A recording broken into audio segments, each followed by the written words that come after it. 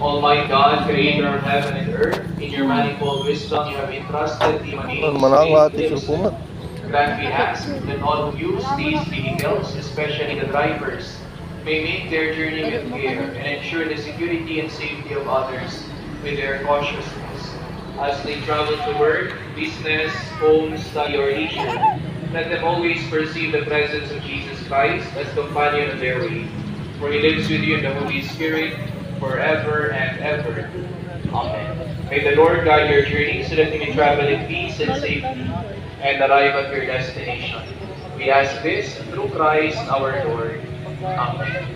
Para naman po sa inyong mga religious articles, Catholic religious articles po, at hindi yung mga feng items o pampaswerte. Bakit po? Ang pinaniniwalaan po nating Diyos ay hindi po Diyos ng swerte, kundi Diyos po ng grasya.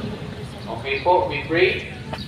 In memory of the mysteries of the life, death, and resurrection of our Lord Jesus Christ, and to the honor and glory of the Blessed Virgin Mary, Our Lady of the Rosary of Manaoag, may these rosaries, images, candles, oil, and other Catholic religious articles be blessed, as well as you will be using them be made holy, as you fulfill the will of God according to the example of Our Lady of the Rosary of Manaoag.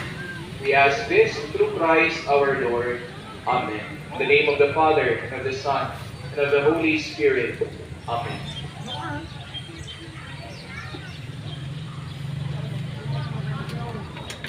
Trabaho jobs.